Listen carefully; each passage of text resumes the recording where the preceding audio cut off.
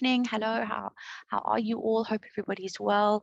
I'm so sorry, my video is not working this evening. I don't know why, but anyway, we'll just have to manage without it. I've also got load shedding, and the battery on my laptop is also running out. So yes, it's a bit of a stage of a disaster, but anyway, there we go. Never mind. We'll manage. Okay, so what I want to talk to you about this evening is the inverse of the exponential function, the logarithmic function. And I'm going to start off by recapping the exponential function with you, because in order to be able to understand the inverse, we've got to understand where it is that we come from. So I'm just going to go over that quickly, and then we can jump in and start talking about the exponential function. All right, so let's draw ourselves a set of axes, and we can take it from there. Okay, so a set of red axes today, that's fine. Okay, so the most basic form of the exponential function that you would have learned would have been a graph in the form y equals b to the power of x. All right, so y represents your output, b is your base, and x is your exponent, your inputs. Okay, normally when we do the exponential function, we learn it in the form y equals ab to the x plus p plus q. But fortunately for us, when we're talking about inverse functions, we don't have to worry about anything as complicated as that. Okay, so it's just important to note here that b is the value of our base. Okay, so if I draw a graph like this, an exponential function, I could say that this is the graph of y equals 2 to the x. So in other words, what I'm implying here is that the value of the base b is equal to 2. So in other words, b is a number that is greater than 1. And you're going to see why that becomes significant just now, right? If I want to calculate the coordinates at the y-intercept, all right, what would I do to calculate the coordinates at the y-intercept? What's my rule for calculating a y-intercept matrix? What would I do? Then x is equals to 0. You would make x equal to 0. That's perfect, Nolutando. Quite right, you would. All right, so you would say y equals 2 to the power of 0. That would give us 1 as an answer. So that means the coordinates at that point over there would be 0 and 1. Okay, the other thing that we would need to be able to do here is we've got to be able to write down the domain and the range. Can anybody tell me what the domain would be? Can anybody tell me what the domain would be?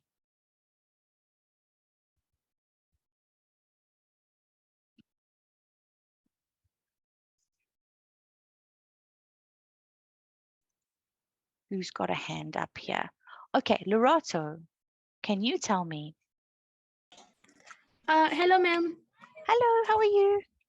I'm good. I think it would be x is an element of all real numbers.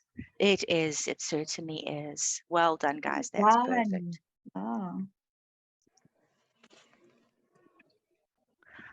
So perfect. That's quite right. Let's put that in here. X is an element of the real numbers. Good stuff. And how would I write the domain? Sorry, that is the domain. How would I write the range? Can anybody tell me that? How would I write the range? I think it would be y is bigger than 0. Lovely. Certainly y is bigger than 0. Okay, so y has to be positive. Y cannot be negative in this case because our x-axis is our horizontal asymptote. Okay, so this is the one exponential function that we now look at in terms of our inverse. The other one that we look at in terms of our inverse is the reflection of this particular graph over the y-axis. Now, it's important to note this is not an inverse. What I'm about to do now is not an inverse. It is another exponential function. So what I'm going to do is draw it in a different color. Excuse me, I'm going to draw it in blue. And let's just do that. It would look like this. Okay, so if I take this original graph that's drawn in black and I reflect it over the y-axis, what variable is going to change sign? Is it x or y that changes sign when we reflect a graph over the y-axis. Which one changes sign? That's it, Bonga. Yes, Nolitando. Good, our x. So this becomes y equals 2 to the power of negative x. And if you recall matrix, in grade 9 and 10 and 11, our teachers insisted in maths that we had to write our exponents with positive numbers. So how would I rewrite that so that I had a positive x and not a negative x? Can anybody tell me? How would I rewrite this so that I had a positive x and not a negative x? Okay, iPhone, whoever you are, go for it and talk to us.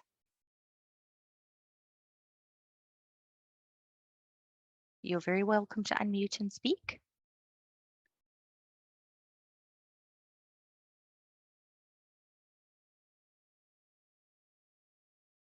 Okay, so he or she disappeared. Nolitando, you're welcome to unmute and speak.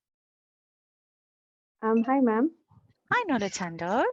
Go Ma'am, for it. How would we rewrite this with a positive exponent? Ma'am, y is equals to open bracket 1/2 close bracket x.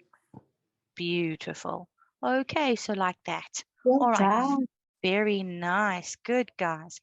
So now over here on the right-hand side, you recall here I was talking about B. B was bigger than 1. Here, I cannot say that about B. B is not going to be bigger than 1.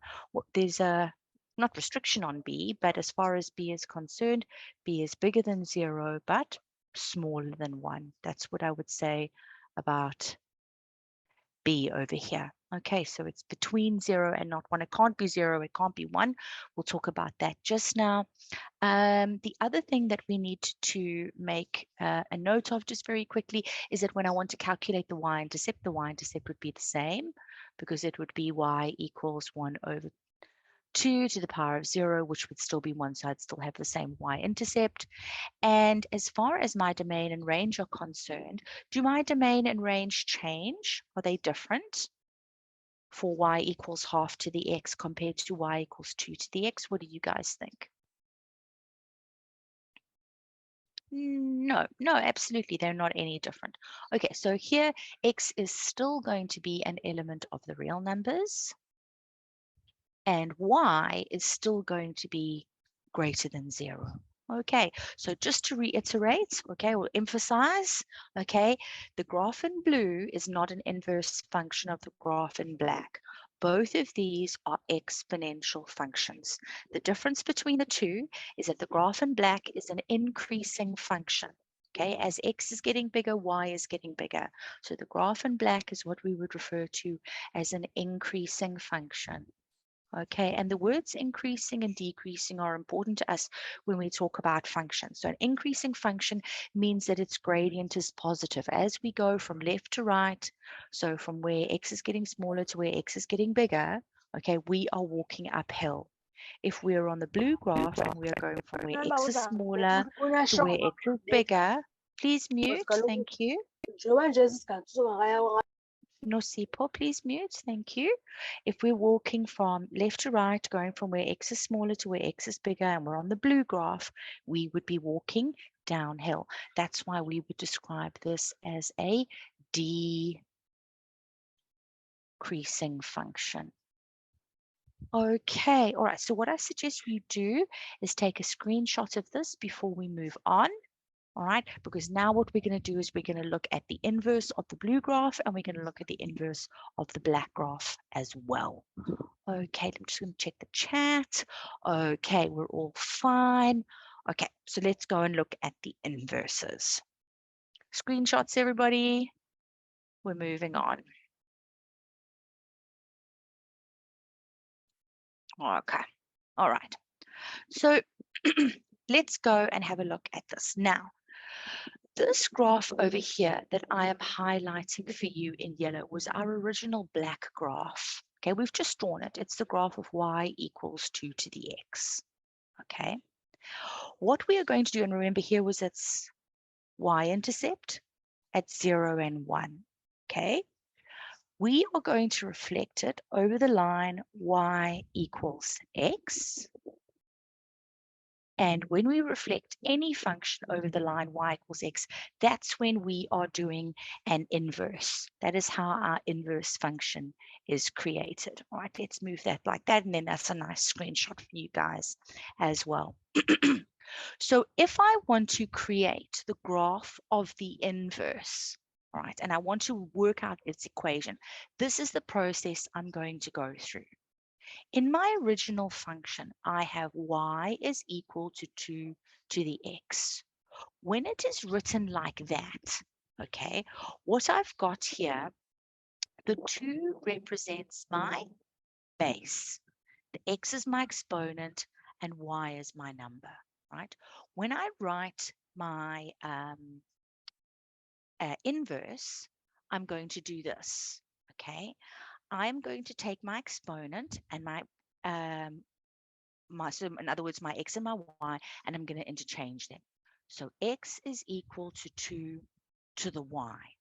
But when I define a function, functions have to be defined in terms of y. So what I want to do is I want to make y the subject of the formula. In order to write this, I'm going to use logs. So I will write the word log. Then I will put my base, and then I'm going to put my number over there. Okay, so this is something written in exponential form. This over here is exponential form.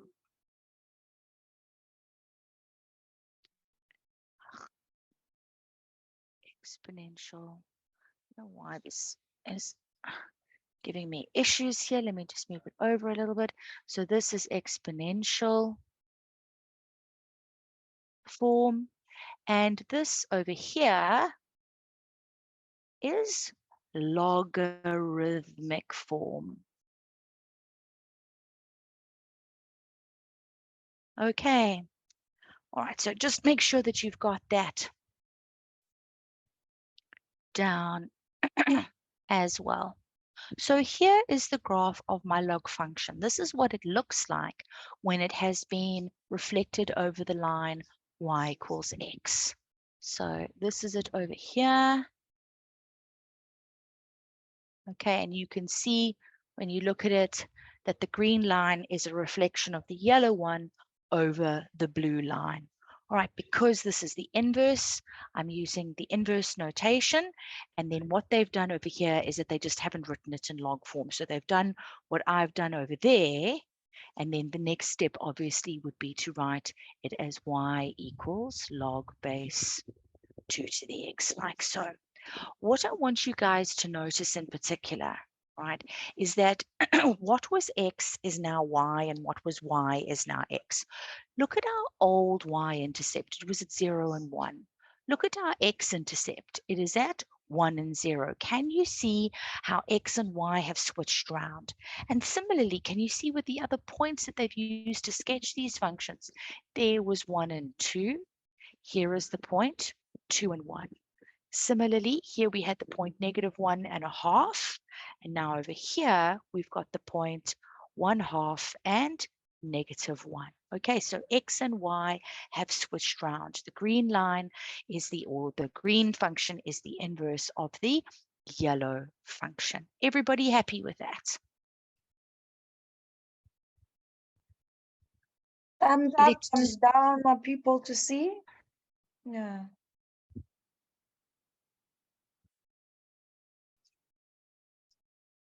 Okay, vote quickly. Okay. Here we go. Smiley faces. Nice. Oh, good. Oh, we got smiley faces. That's so good. I Yeah. love smiley faces and thumbs ups. Beautiful, everybody. Well done. Okay. And it's not just our x and y's that are switching around. Essentially, what was our asymptote in the yellow function? Our asymptote was the x-axis, right? In the green graph, the y-axis is now our asymptote. Okay, so let's have a look at what's happening to our domain and our range. So here we would say that our domain x has to be greater than 0. Y is an element of the real numbers for the range. Okay, so x is greater than 0 because we are working in quadrants. 1 and 4 where x is positive. Okay, so x cannot be negative because it cannot get through the y-axis. Remember, the y-axis is now our asymptote. As far as our range is concerned, y continues getting bigger and it continues getting smaller. Okay, so what was our domain is now our range, and what was our range is now our domain. And these are the sorts of typical questions that they ask us, although we're going to look at an example in a few minutes, and then you'll see what they do. Okay, so what I'm going to do is move on to the next question. Oh, Kagiso, you've got a question. Go for it, Kagiso. Ma'am, just to verify, so your asymptotes also just change, I guess? Yes, yes, absolutely. So in other words, with the yellow function, the x-axis was your asymptote, okay, the horizontal axis. Whereas now with the green one, it's now the vertical, okay, so the y-axis, that's now your asymptote. Okay, perfect. All right, another question, Katlego. Hi, ma'am. Hi, Hi, everyone. Ma'am, Angel wants to see the table on the left. oh, sorry, Angel. Okay, no problem. Had you been asking and I just didn't, there you go. So that table over there. So it was just a table of values to sketch. All right, so if we use -1, 0, and 1 to sketch the original function, with the inverse function, what was x becomes y, and what was y becomes x. You can see how those have switched. Okay, everybody happy?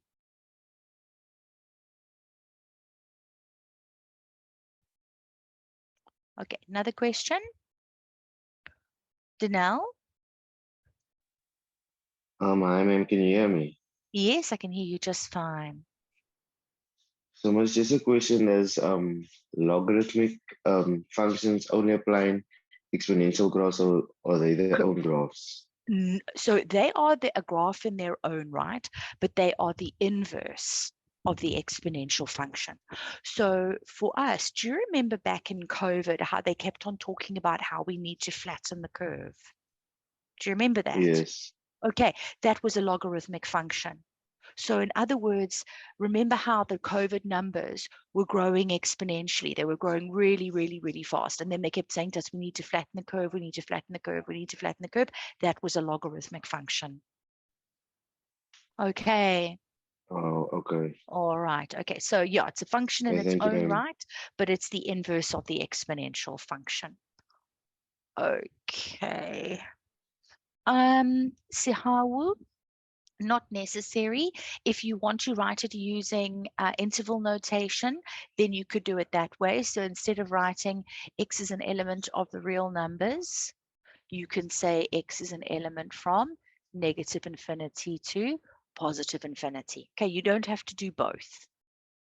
All right, so it's one or the other. Okay, this is just shorter if you do it that way. Okay, x is an element of the real numbers. Okay, all right, so now let's go and have a look. Now, what I want to do just before I show you this graph, remember, okay, where were we? We were down here. Remember the blue graph, okay? So the blue graph was created by reflecting the black line, the black graph, over the vertical axis. It wasn't an inverse, it was a reflection over the y-axis, and we created an exponential function, y equals half to the x. Now that is this graph over here, right? I'm going to highlight it in blue for you guys.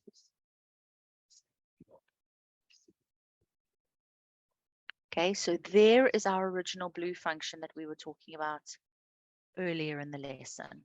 Okay, there's its equation, y equals half to the x.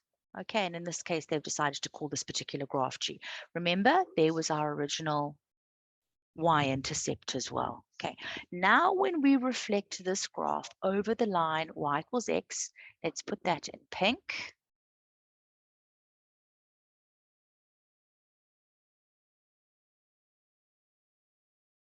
There's our line y equals x. And of course, when we reflect the blue graph over the line y equals x, we are going to end up with the inverse function. All right, so let's put that guy in a different color. Let's use yellow. Okay, there it is. Okay, so there is our inverse function. Okay, so again, let's just explain how they go through this process that I'm just highlighting in yellow for you. So we start off with y equals half.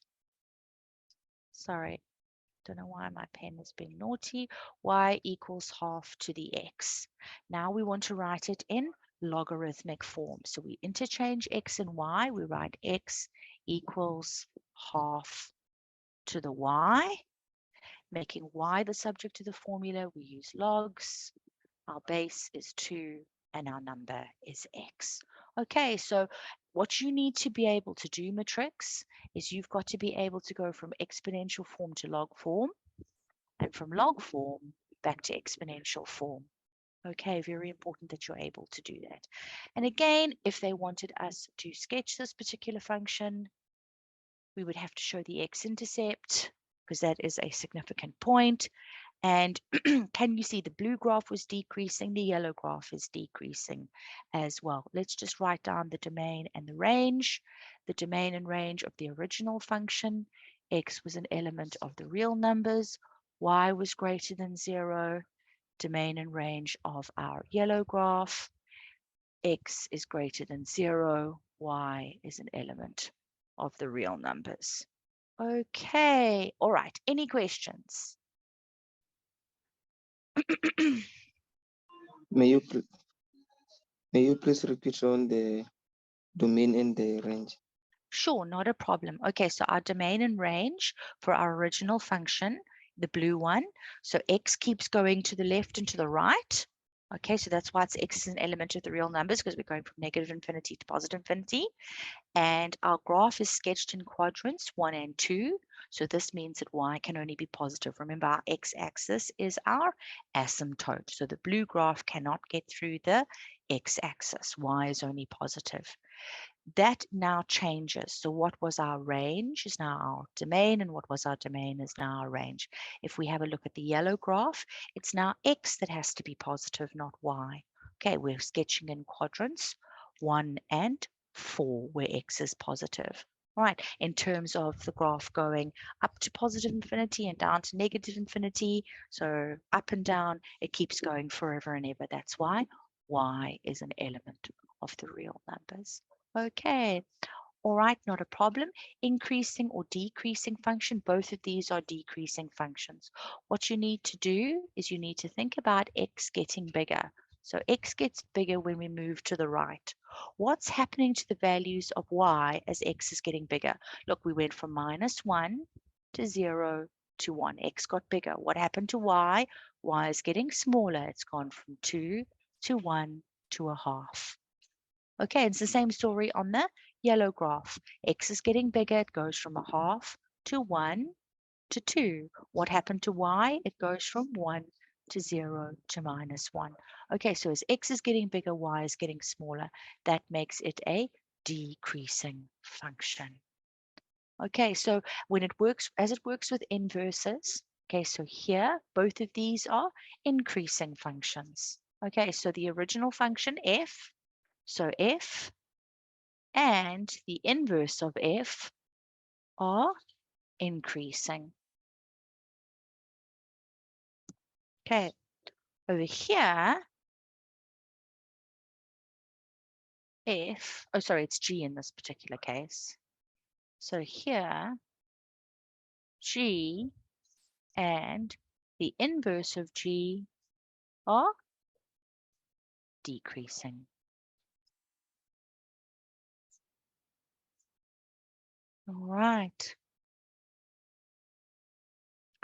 Okay, so in Bali, they will probably give you a point that you could use, but you can always use the y-intercept that becomes the x-intercept.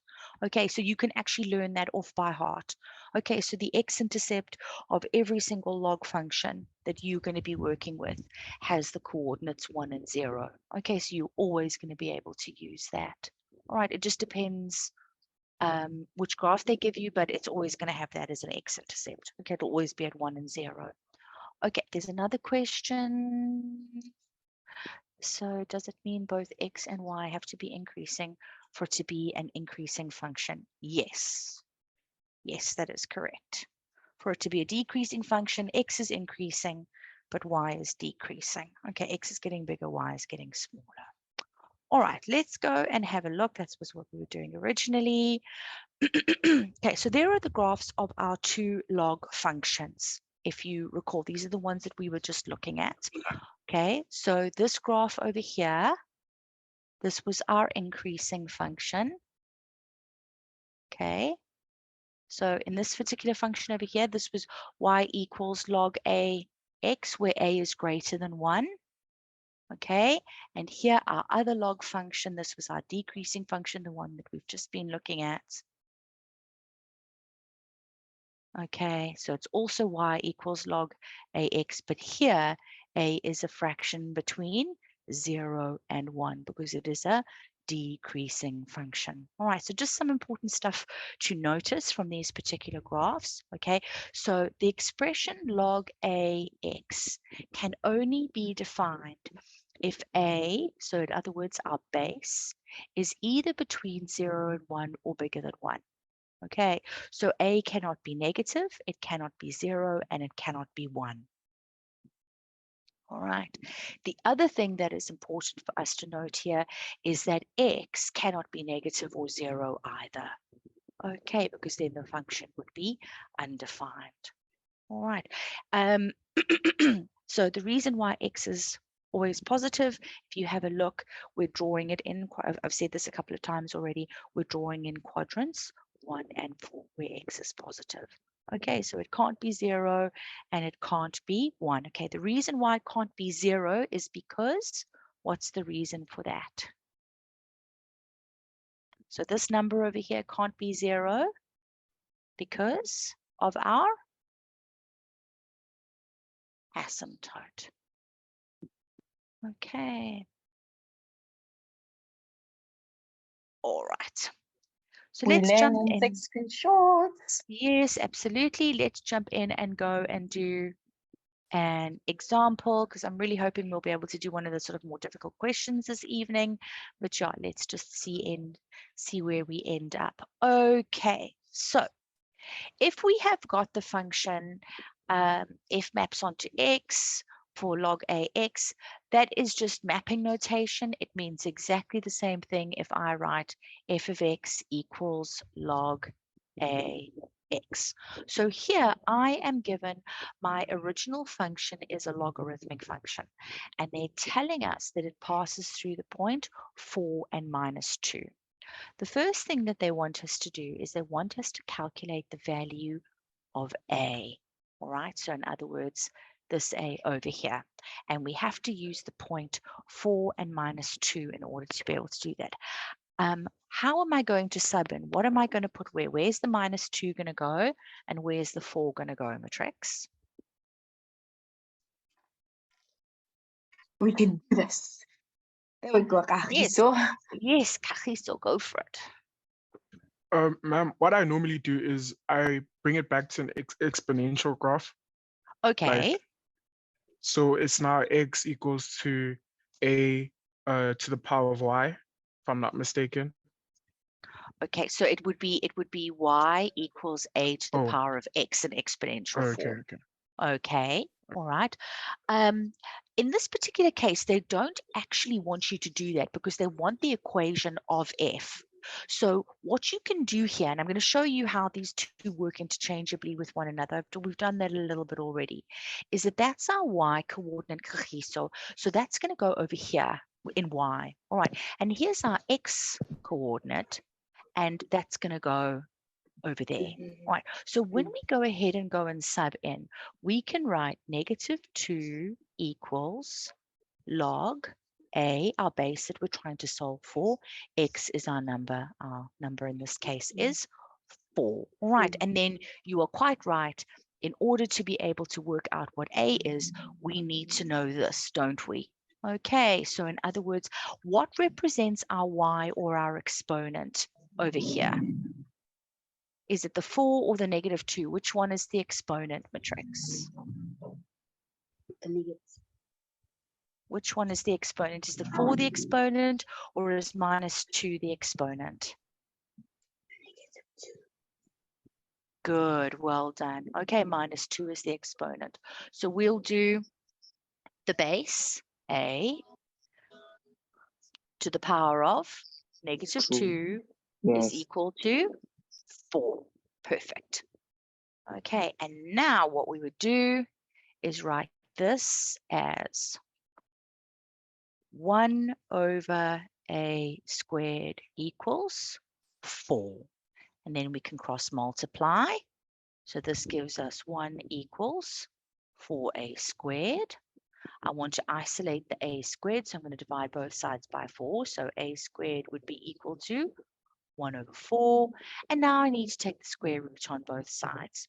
So remember, when I take a square root, my answer can be plus or minus, but a can never be negative. A always has to be bigger than 0.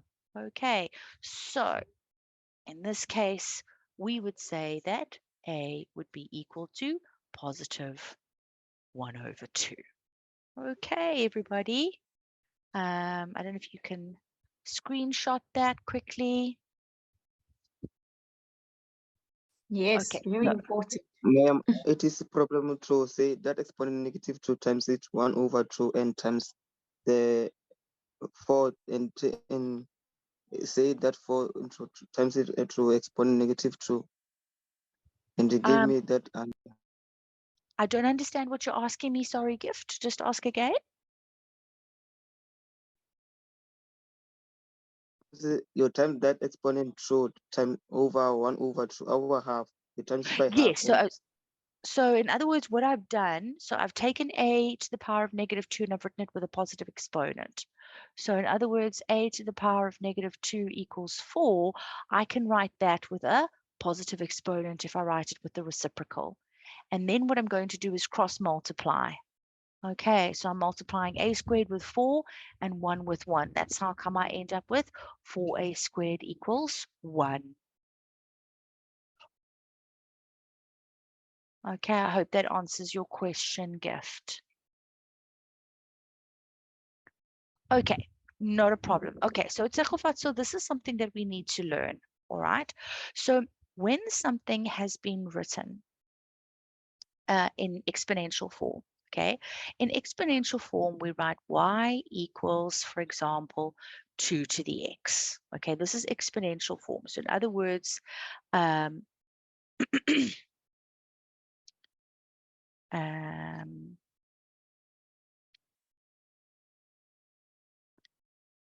in other words, our base to our exponent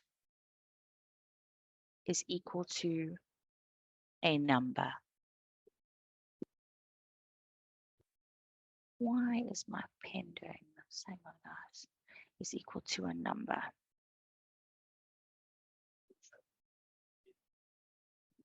What was I doing over there? Okay, so that's when it's written in exponential form. So here your base is the 2. Okay, your exponent is the x. All right, and our number in this case is the y. Okay, so I'm trying to color coordinate this for you. In logarithmic form, okay, we now have y equals log base x. Okay, so here we have exponent equals log base number. Okay, so we've got to be able to interchange between these two. All right, so the reason why the -2 was the exponent, let's just go back and have a look at this, is can you see, I'm trying to get both on the screen at the same time. All right, here is our exponent. Okay, just like I was telling over here, there's our exponent. Okay, log base, so a is our base, and 4 was our number. Okay, so that's why I wrote it with base exponent equals 4. Does that make sense to you? Yes, ma'am. Okay. All right. So this bit over here that I'm drawing on the right-hand side, y equals 2 to the x, base exponent equals number, and the bit underneath it, y equals log base 2x, exponent equals log base number. You need to learn that. Okay. So yeah, just keep saying it to yourself over and over again, and it'll start to make more sense. Okay, you'll start to be able to remember it. So what they want from us now, so the log of a graph doesn't necessarily mean its inverse.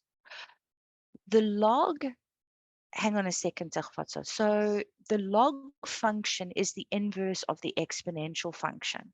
So in other words, what they can give you here is they can give you your log function as your original function. Then your inverse is the exponential function. So now when they want us to write down the equation of the inverse, the equation of our original function in this case, is f of x equals log half x. The equation of our inverse function is, sorry, f to the minus 1x equals half to the x. Okay, so they are inverses of one another. Okay, does that make sense to you? There we go. There we go. Okay, so the answer for B, there I've written it there, Pinga. The equation of the inverse. Okay, so the inverse of the log function is the exponential function. The inverse of the exponential function is the log function. Okay. All right, no problem. So now let's draw sketches. Okay, and this is where, again, where our studying is so important. Okay, if we are dealing with this particular graph, we need to know exactly what graph it is that we are drawing. All right, so now in part B, let's get ourselves a set of axes.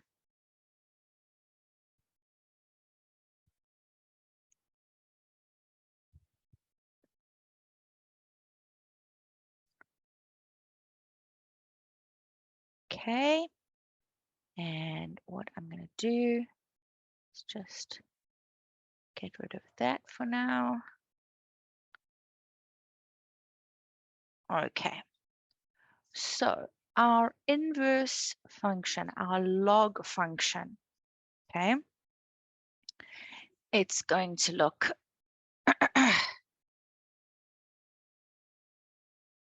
is that. So, okay, so our inverse function is that one. Let's just put in our line y equals x. Okay. And, oh, yes, sorry, this is a really, really difficult one to draw. Okay. It's coming along. Well, not very well. It's always so difficult when you have to draw from the left to the right-hand side on these writing pads. Okay, I so, see. oh, anyway, I hope that that makes sense. So that would be our graph of f, our original function.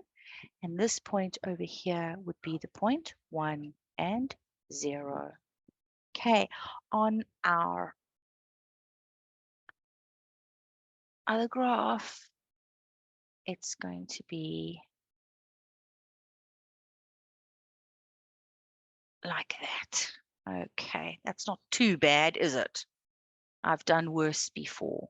Okay, and there is Not bad at the all. inverse, and that would be at 0 and 1. Okay, so now I have drawn them on the same set of axes. Okay, not brilliant, guys, but not too bad either. Okay, so we've determined the value of A, the equation of F, the equation of the inverse. We have drawn them, and now we need to write down the domain and the range. Okay, so writing down our domain and our range, and then I promise you I will take questions. Let's do it for our green graph first of all. So here we would say that x is greater than 0 and y is an element of the real numbers. And for our inverse, the exponential function, we would do the opposite. Okay, we would say that x is an element of the real numbers and that y is greater than 0. So we've done that. And now are they increasing functions or decreasing functions? They are both decreasing functions. Okay, so both are decreasing functions. Okay, now I know somebody did have their hand up.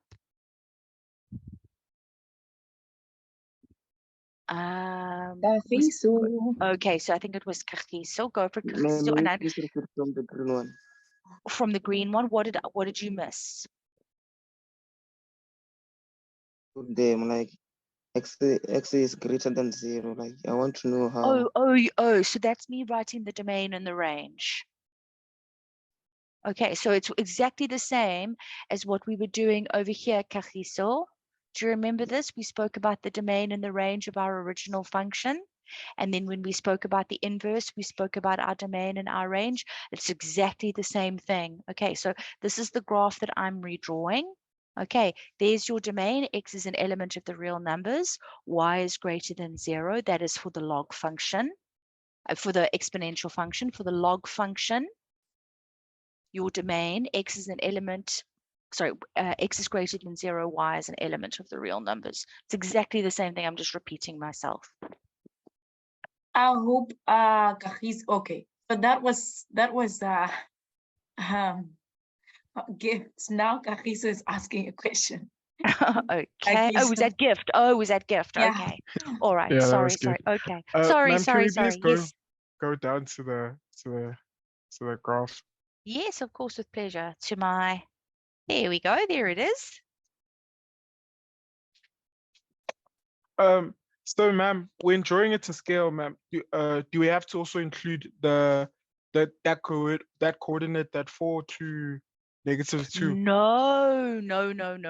You don't have to worry about that. So sometimes what they might do in questions, in exam questions, Kagiso, is they might give you coordinates. So they might tell you that there's a pair of coordinates over here. I can't remember what it was, if it was -2 and 1 or whatever the case was.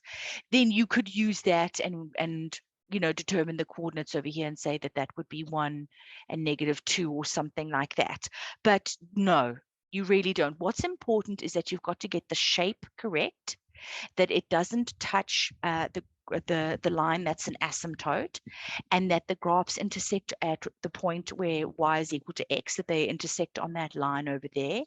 And then the other thing that is important as well is your y-intercept on your exponential function and your x-intercept on your log function. That's all you need to show.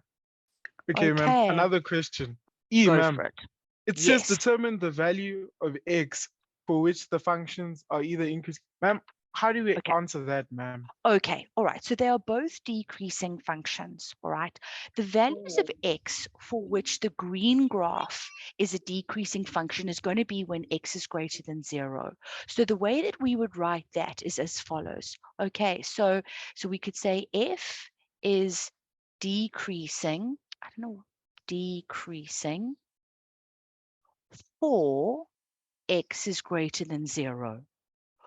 For our inverse, our exponential function, that is decreasing for x is an element of the real numbers. Okay, so those are the values of x for which the functions are increasing or decreasing. Does that make sense, Kagiso? No problem. There we go. All right. Okay. Did somebody else want to ask a question?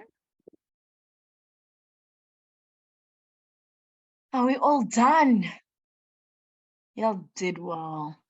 They have done very well. Okay, so I just want to go back and have a look because there's a lot going on in the chat. Okay, so Tsegofatso, does it have to be on scale? Well, it has to be on a set of axes. So the easiest thing for you to do is draw the graph first and then put the intercepts in afterwards. Okay, don't put numbers on your X or Y axis.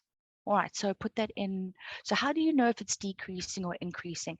Zayan, so back, this is all the way back to the beginning of this lesson. I'm not sure if you missed that. Okay, so increasing means as X gets bigger, Y gets bigger, like the black graph. It's decreasing because as X gets bigger, Y gets smaller. Okay, so those are words that you need to know for all functions, not just for inverses. All right. Let's just go back. Chloe, could you please re-explain the intercepts and how you got that? Sure. So Chloe, I know, for starters, I know that my x-intercept of my log function is always going to be 1 and 0. And I know that, and that is because your y-intercept of your exponential function is always 0 and 1. Okay, so it's always going to be like that. And that's because if you take a base and you raise it to the power of 0, you're always going to get 1 as an answer. Okay, so that's how you would know. That's actually something that you can learn. That's not going to change for you now here in matric. Okay, Mihlali, will the graph running on the sensor always be y equals x in all cases? Yes, Mihlali. Okay, that line y equals x is the line over which we are doing our reflection to create our inverse. Okay, so whenever you reflect any function over the line y equals x, you are creating an inverse function. It just so happens that the inverse of the exponential function is the log function. Or if you start with a log function and you reflect it over the line y equals x, the inverse function is an exponential function. Okay.